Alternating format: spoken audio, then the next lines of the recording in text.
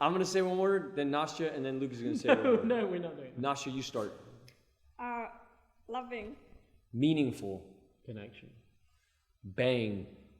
Yeah, I think like during that month we talked about everything, like really intimate and personal stuff. And then when we met everyone after, it was really warm.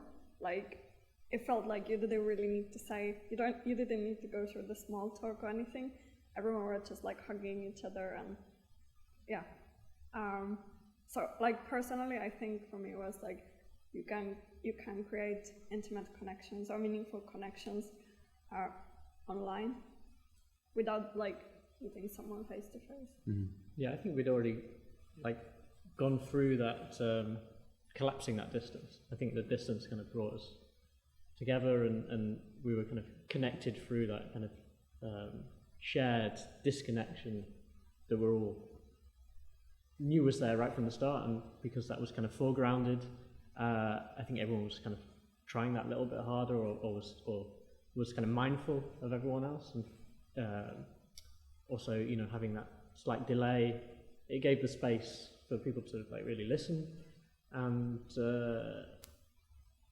actually, yeah, listen to what each other was saying, what the different perspectives in the room were going on were, and it was a real mix of people from all walks of life, and yeah, I think I really learned that if you give the space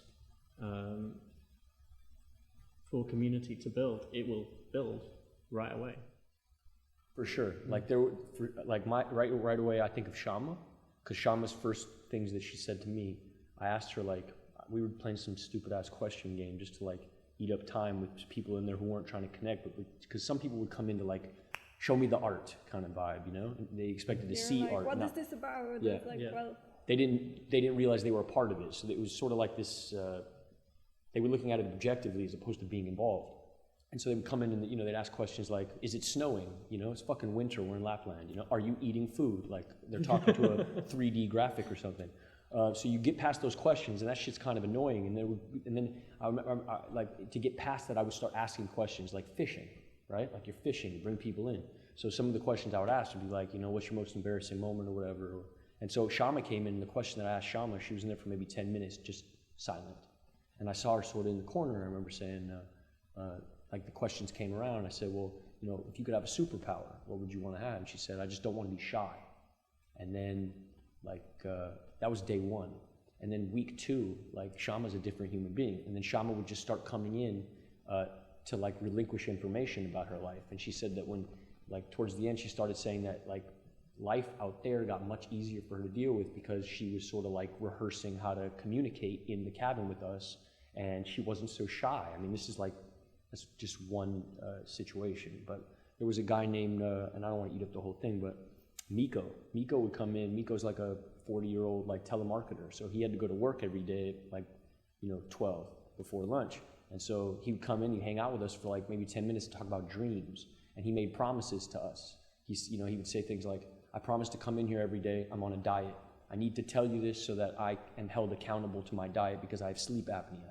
So he would come in and like tell us what he ate just to sort of keep track of us, you know? And that's like a really sweet thing for his 40-year-old father of 3, you know, to come in and like keep track with you about his diet. And you would see him every morning. It's fucking beautiful, you know?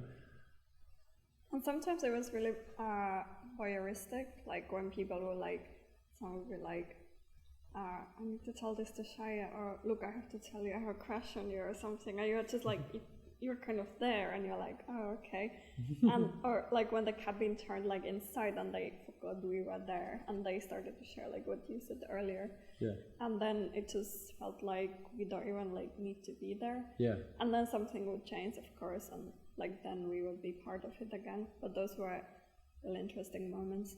And I think like for me also was more about the presence of people, and then like some people will give you energy, like when you're like really tired about to be like, and then like Eve would come in and be like, hey, let's play there, or like something like that, that you're like, oh yeah.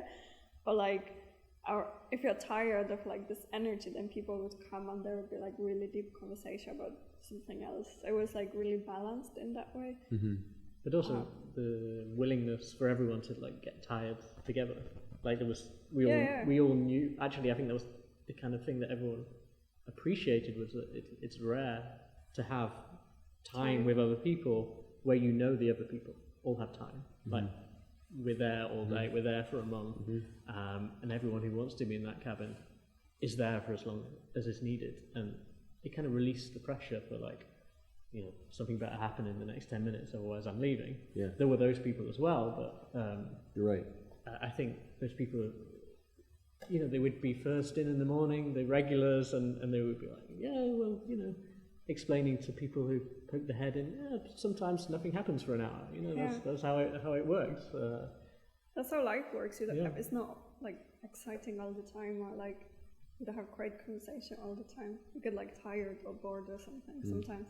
So I think especially because we were there like from 10 until 8:30, you had these moments where you crashed, and then you had these moments where you like got energy again. And the people like in the cabin had the same thing. Yeah, kind of mutual appreciation that we've all invested that time in it. I like the idea that it kind of created a sense of inside that cabin there's some kind of intensity going, something going on, but you only kind of glimpse kind of fragments of it, and you really don't know exactly what's going on. You see people going in, you see it. A lot of people going in, you know, there's a lot of people in that cabin maybe, and even the moments I'm imagining, you know, when nothing was being typed, but you kind of know there's a lot of people in there. It creates this kind of intensity, which I think is quite, I find kind of a romantic idea in itself, but also it draws other people in. We had people who'd been watching all month who came on the last few days saying, you know, I've been watching this at work, I've had it on in the background all month, and I just had to come to know, you know, picked up fragments of, you know, these really deep conversations. The other half. And it was really interesting because it was like, of course they were teenage girls. I was like really wonderful to connect with them. They are really, you know, amazing people, amazing stage of life. But anyway, they were also like, you know, older women with like babies, and then there were men, and it was quite a variety actually. Yeah, you'd have people skipping school while in a room with a teacher from their school. Which is fucking crazy. So then you have, it's fine, I'll write you a note, you know, that's a trip, you know. Memorable moment? Yeah, memorable moment. I don't know if I have one. I think we've done that. My most memorable moments weren't like a specific moment. My most memorable moments were presents, like when like Laura, full attention span, when the room it collapsed in on itself, and we were sort of at the behest of the room and sort of like outsiders. I mean, we never were, but like we weren't hosting anymore. That's when the shit got really cool for me. Mine was, Go. Sorry. Mine was the vibe when everyone like knew each other, and then they were kind of supporting each other and like having coffees later, and the whole community that was built within a month. So that like was fun. Yeah, I mean, I think I can't pinpoint the exact moment, but the moments when I suddenly realised, oh, yeah, we've got a real community here. This has just happened. And there was definitely a tipping point, I know. For sure. Yeah. Middle of the second week. Yeah.